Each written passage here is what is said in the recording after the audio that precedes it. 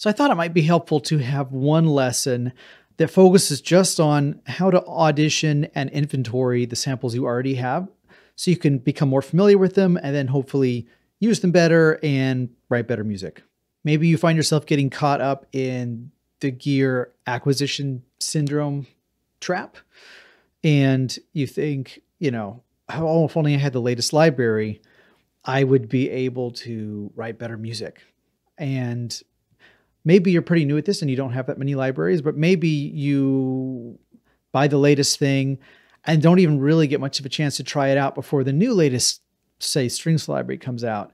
And you feel like, oh, I really have to get that one. And maybe you've never even given these libraries a really good try, or maybe you have, but maybe there's actually more depth to them that you haven't plumbed yet. Case in point, when I was actually preparing the runs lesson for this course, I was going through CSS again, which I've used. It's been my main go-to strings library for, 4 years. I don't know. Anyway, a good while. But I was looking at the Marcato legato, the Marcato patch with legato and with spiccato overlay on, because I remember hearing something in a video like, that's really good for fast stuff. And I thought, I should just give that a try, and ran it through a couple paces. And I was like, oh, wow, this can do stuff I either never tried to do with it or just didn't realize it could actually do. This is kind of amazing. So this is why audition and inventory of the samples that you already have can be really important. I do a fair bit of demo work for sample library developers. And a lot of times these are library only demos.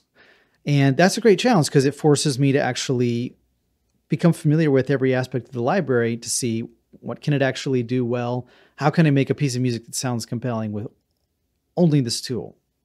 And it can force you to look at every sound and say, okay, this is a weird bit of sound. How can I use it in a musical way? What would be a musical idea that could use this ingredient? I sometimes do this thing with my sons. I call it the Lego challenge. I get them like a small bag of just random Lego pieces. And I say, okay, see what you can build with only these random pieces. Or sometimes I give them assignments like build a house out of these, build a robot out of these. And it forces them to just take random little pieces and say, okay, I've got this weird windshield. What can I make out of this? Can I make a frog out of this? And you have to, turn it this way and that. And you have to analyze, okay, you have to run it through your imagination and say, what does this sound like? What does this remind me of? And it's kind of a mental exercise that I think is really good to do with samples and especially articulations that you're not as familiar with. But that's kind of what we're doing when we're auditioning and inventorying the samples that we have. And I guess the mindset here is that if you have a piece of sound, whether pitched or unpitched, but especially a pitched piece of sound, you can use it in the creation of music. Now, every sound has some kind of use, and it's our job to figure out what can those uses be and how can we use them specifically in our music to take it to the next level. So step one is going to be actually schedule some time, set aside maybe a Saturday afternoon or something to actually go through the garage of your hard drive, so to speak, and actually see what's in there. Maybe do some organization. Maybe you have some sample libraries you've never really installed. Maybe you've got some old ones you used to use a lot, but you haven't really taken a second look at them in a long time. Familiarizing yourself with the libraries you already have, in my opinion, is just as important as spending time composing. It's just as important as spending time learning, taking lessons, taking courses, and that kind of stuff. It's really key. Okay, so I'm going to pretend that I'm opening up a library for the first time to run it through the paces. So I'm going to say, going to add track. I'm going to open Orchestral Tools Sign. And I'll just take a look at Metropolis Arc 5. Okay, let's see here. What I like to do is basically go through each folder, go through each instrument, or at least the main types of instruments, and just get a feel for the sounds that I have and the way that articulations are spread and presented. And I usually like to go for the first one and just work my way down. So first off, I'm going to audition it, which basically I'm going to try it out. I'm going to find out what the instrument is. And then I'm going to inventory, which is basically I'm going to determine what kind of jobs this sound with these characteristics can do well.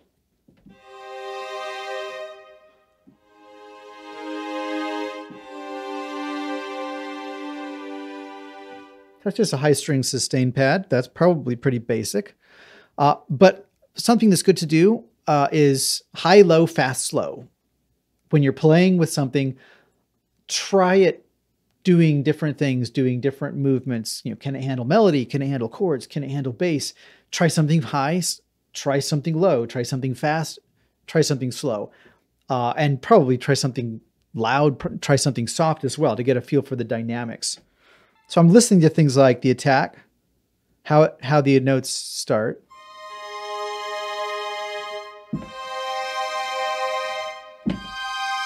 It's a pretty slow attack. You know, it's a pad. Okay, so I'm not going to use it for really fast, aggressive stuff. The releases are pretty long too. Okay, dynamic contrast. How much is there?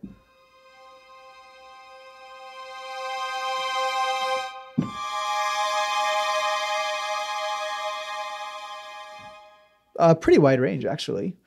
And I'm going to think, is there anything about this sound that's really stands out to me in a special way? Because I have a lot of sustain, you know, string sustain patches at this point. So I'm probably only going to use this one ever if A, I have to because I'm making a demo for it, or B, because it has some characteristic or quality that gives it an edge over the stuff I already have.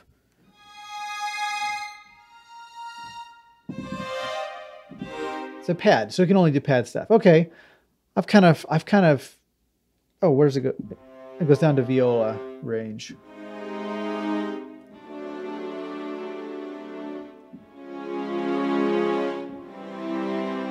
While you're doing this, it's not a bad idea to give your mic positions a try as well. And I wouldn't do this for every patch, but maybe for a couple of them. Just see, okay, what are my mic position options and how does that affect the sound? So what we were listening to, I guess, was just the spot mics. So those are going to be a little drier, a little closer. Outrigger.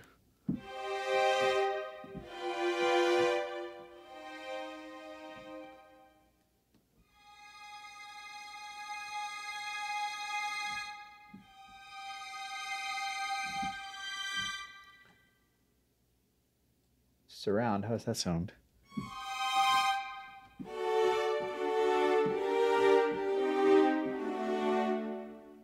A blend?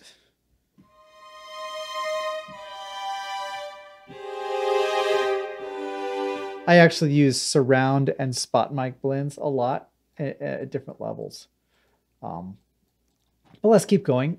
Okay, so that's pretty basic. We got this swell patch. Okay, well, let's see.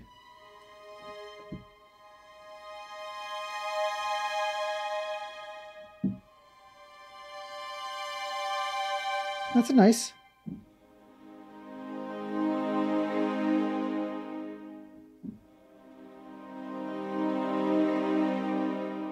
Oh, I like those. I like those. I'm not going to do this for everyone. I'm just going to give you kind of a little taste for what I do. Stabs. Okay, let's listen to these. Okay, immediate attack, very stabby attack.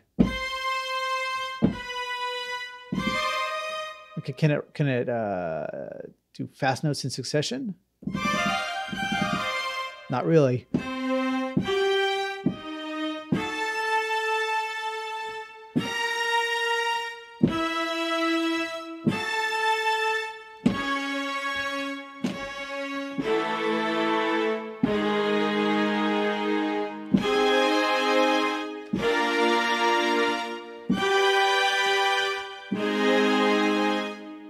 So I would use those probably more as accents or maybe sustained notes on a big climax.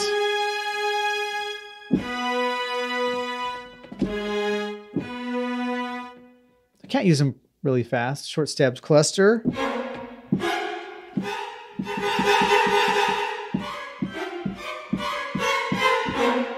Yeah, short stabby clusters. Those might be good for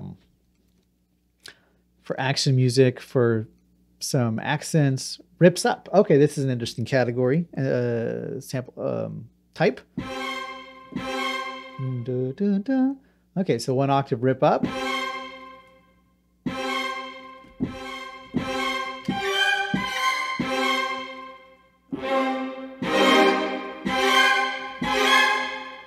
Can you do chords with it?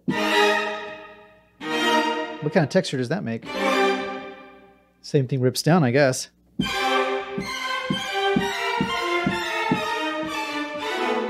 So for each one, I'm trying to get a feel for speed is one of the things, like the speed of the attack, the speed of the release, the speed of the sustain, you know, how long it takes it to get to the apex of that sound. I'm getting a feel for dynamics. I'm just getting a feel for the anatomy of the notes and how that patch captures them or puts those pieces together. Okay, playable runs and legato. Well, it's playable runs, so it should be able to do fast.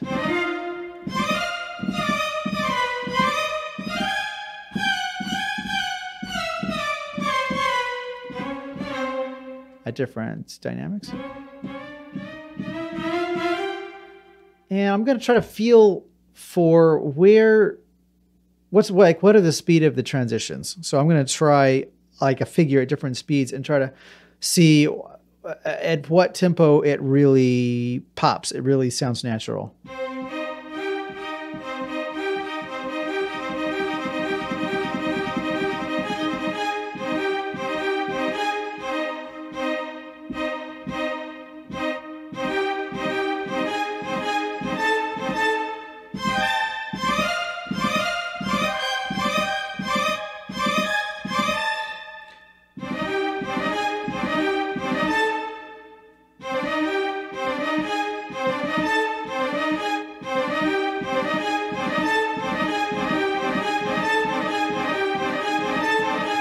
Okay, I think I've got kind of an idea. Not medium fast, like quite fast. More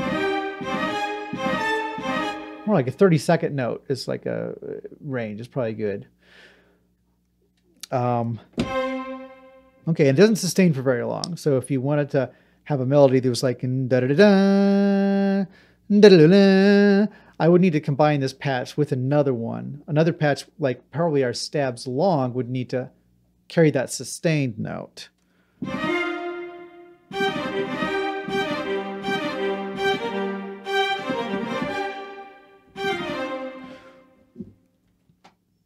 So again, high, low, fast, slow, loud, soft, and then just anything else. You're trying to observe and just see, is there anything else that is particularly unique about this library that I don't have? I don't have in my other ones. That's what I'm asking while I audition.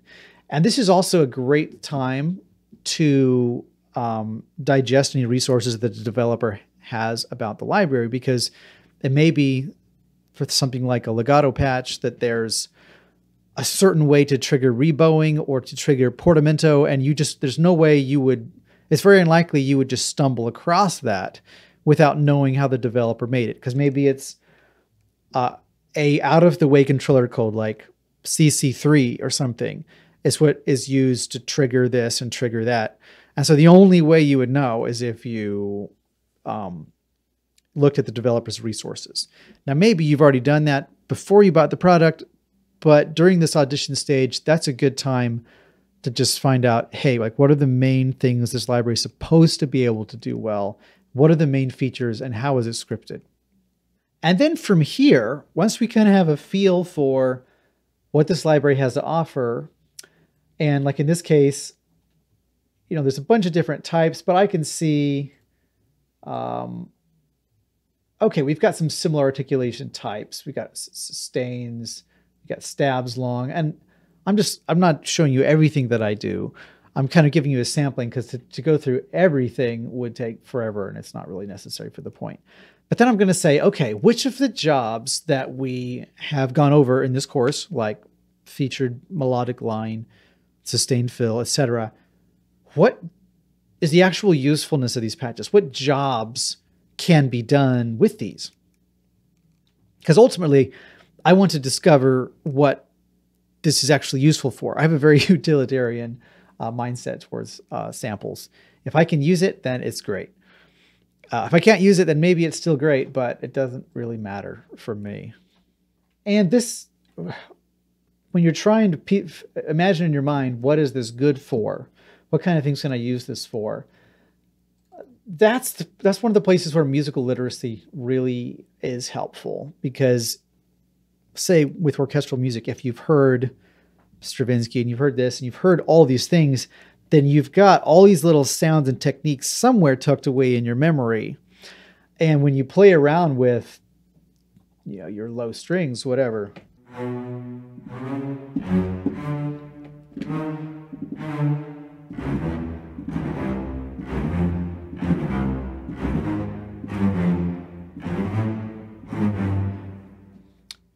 when I play around with that, it reminds me of things that I've heard. I'm like, oh, that reminds me of Korngold's The Seahawks score. He was doing some cool low stuff in the bass with the strings.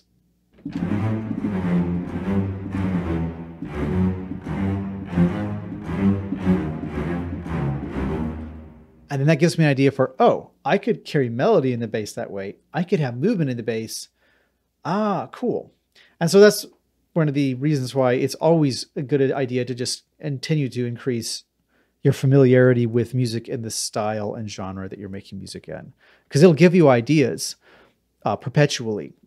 There's a little piece I wrote for Orchestral Tools as a demo a few years ago that I was really proud of, because it was a little sample pack called Or. It's just like a strategic little simple pack of tools. It didn't have a whole ton of options, just kind of like a specialized little ideas pack. But I decided I'm going to make a challenge for myself to do a demo library only. And so I went through and I said, okay, well, what in here can carry a melody? And I was like, okay, we got these nice little sounds that can carry melody. What can do bass? Do I have anything that can play that low, either sustained or short notes? And I had something that was low. So I'm like, okay, I can use that. And then I'm like, do I have any moving fill? Anything that can give me motion? I'm like, well, yes, because we got all this nice little melody stuff. That's great for motion. Sustained fill. Do I have anything? And yeah, I had some nice sort of atmospheric pads.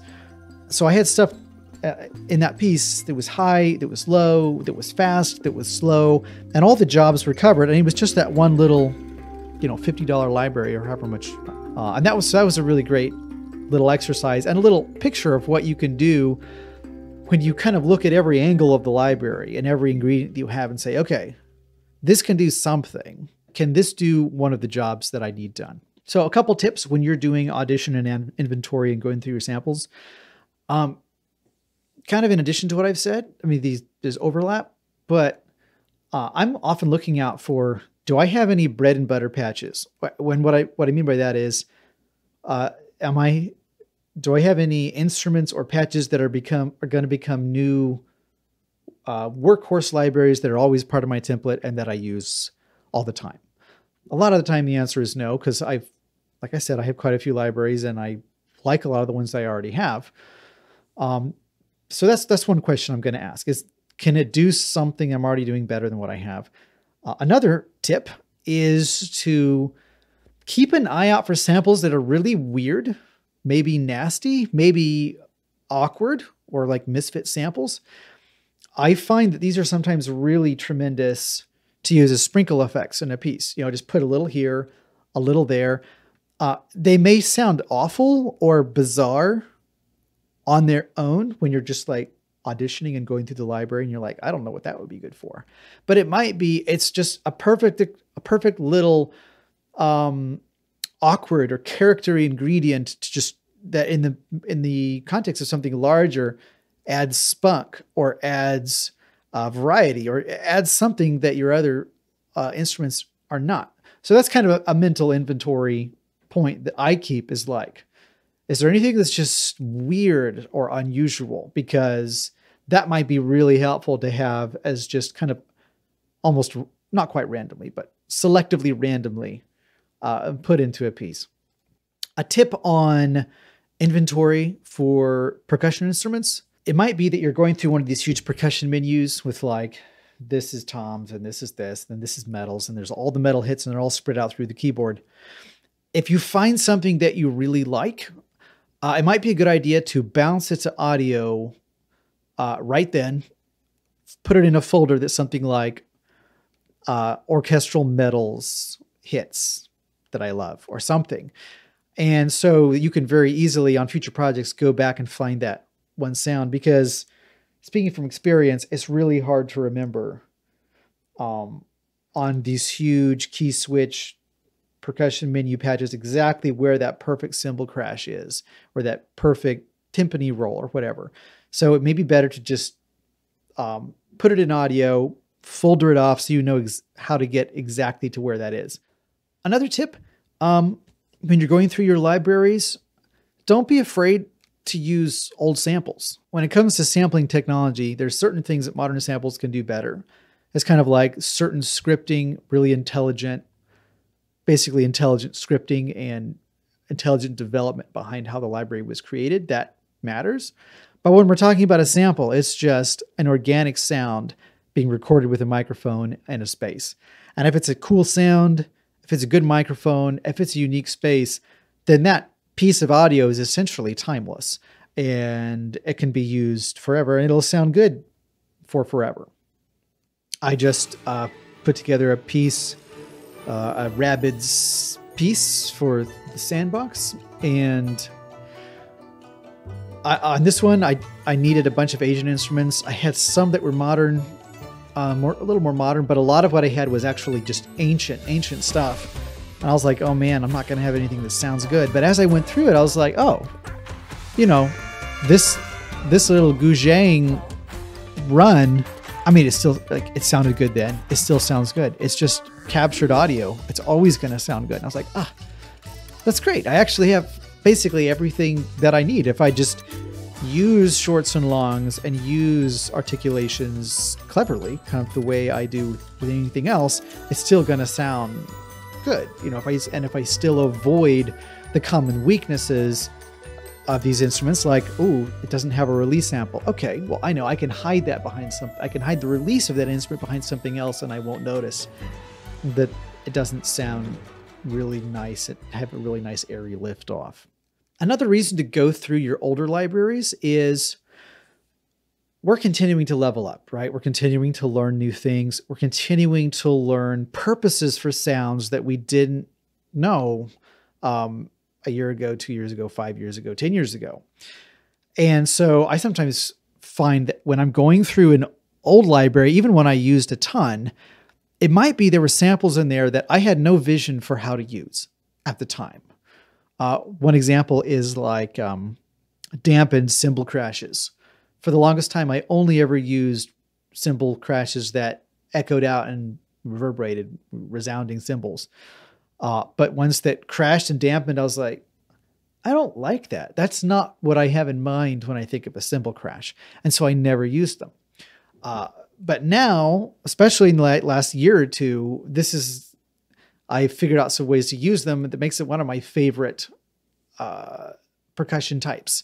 And so now when I go back to old percussion libraries, there's something I'm looking for that I wasn't paying any attention to at the time. And that, you know, sometimes there's gems in your old libraries that you had no idea were gems because you had no idea for how to actually use them. Another tip on inventory and Audition. As you go through, you're typically going to be listening to the sound in isolation.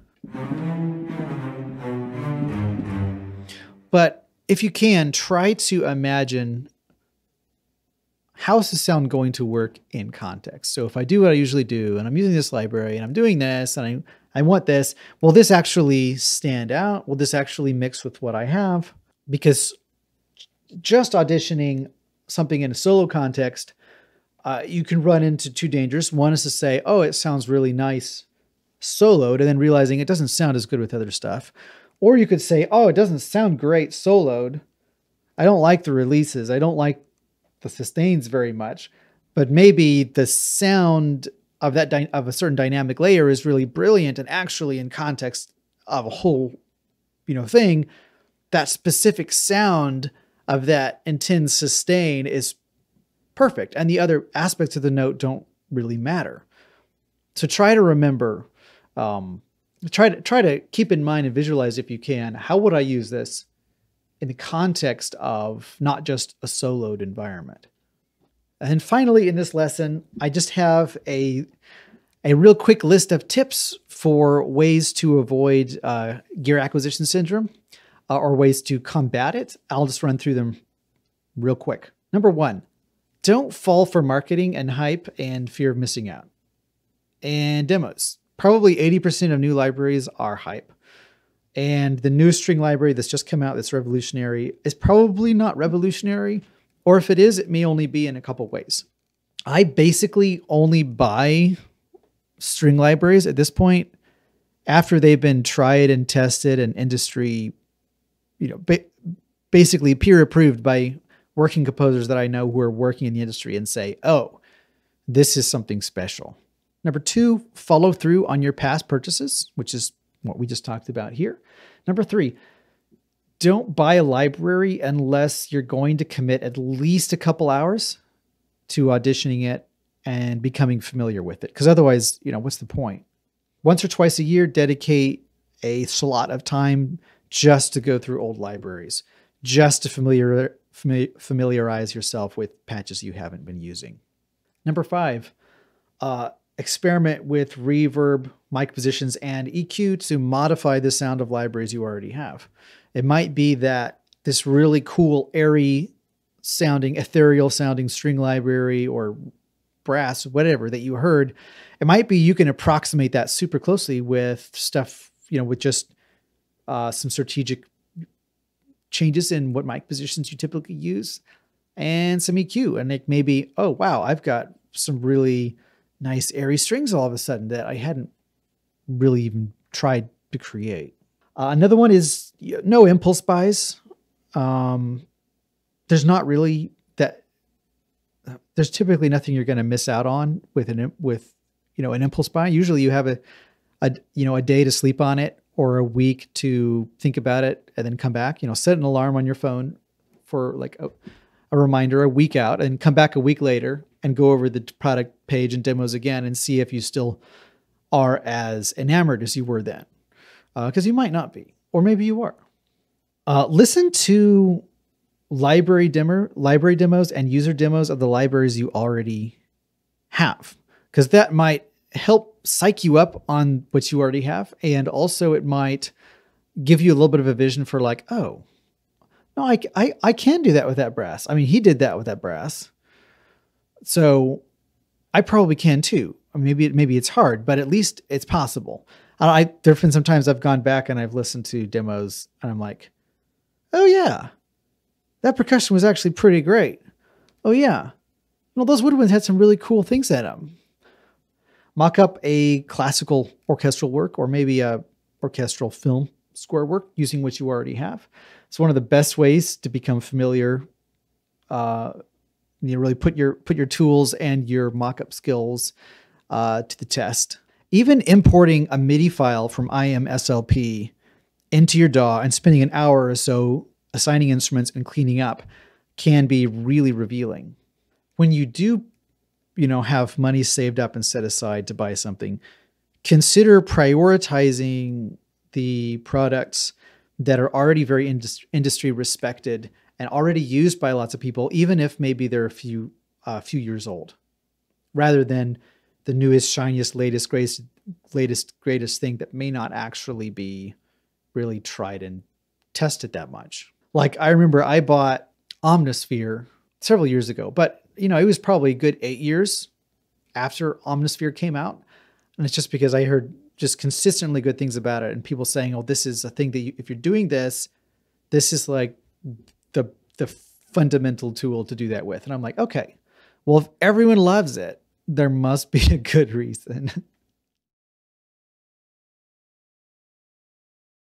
So anyways, your assignment for this lesson is twofold, as it seems like it often is these days. So number one, Audition and Inventory. Set some time aside to go through a specific library that you have, go through the patches and audition them. Think high-low, fast-slow, loud, soft. Bread and butter samples, these bread and butter patches, are these weird and unique, misfit, nasty, bad batch patches. Think, what jobs can these patches perform and how will they work in context of the other stuff that I already have? And then assignment 2 is a challenge. Grab a few patches or articulations that you've never used before. Maybe ones whose usefulness you really question. Maybe it's a really specific effect or like a weird ornamental note. And make something short, maybe 20 to 30 seconds, using just these weird patches, and see what you learn. This video lesson was made from content taken from a course of mine called Bringing Virtual Orchestra Music to Life, Volume 2, Sample Library and Articulation Wizardry. In this course, I attempt to bridge the gap between musicality and technology by sharing in-depth techniques for using common and uncommon sample library patches and articulations like a pro. If you're looking to level up the realism, authenticity, and lifelikeness of your music, then consider checking out the link in the video description. Thanks for watching.